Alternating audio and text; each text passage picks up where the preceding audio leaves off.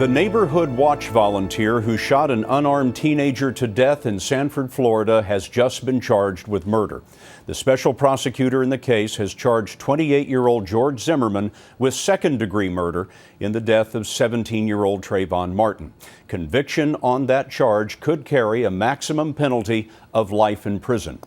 Zimmerman says he acted in self-defense. The shooting on February the 26th set off a debate all around the country about race and the right of self-defense. We begin our coverage tonight with Mark Strassmann in Sanford. Mark? Scott, today George Zimmerman turned himself in and is now in custody.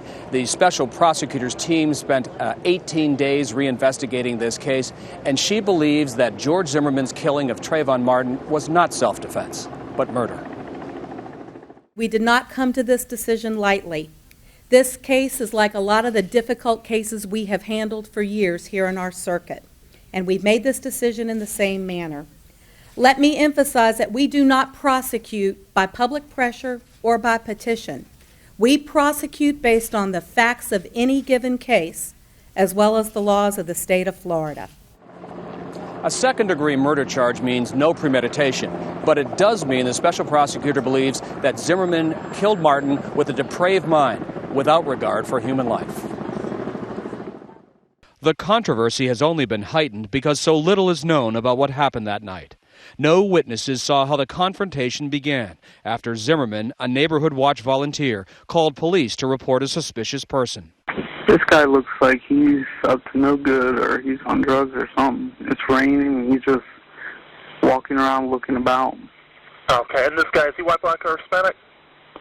He looks black. Moments later, the dispatcher asked Zimmerman a question.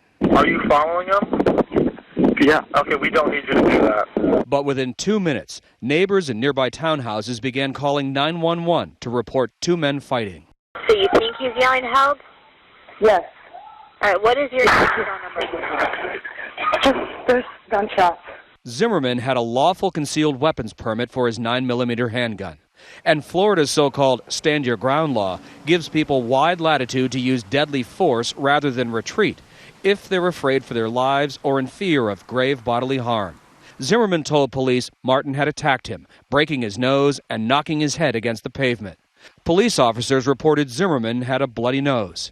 But 40 minutes after the shooting at the Sanford police station, the camera does not appear to show any obvious head injuries. Zimmerman was questioned by police here for 5 hours and was released without being arrested or charged. Since then, the 28-year-old has not been seen in public. Zimmerman has a new lawyer now. His name is Mark O'Mara. He is an experienced trial lawyer practicing here in Orlando and is also a former prosecutor. Yesterday, Zimmerman's former legal team cut ties with him after they complained that Zimmerman had cut contact with them and actually called the special prosecutor himself.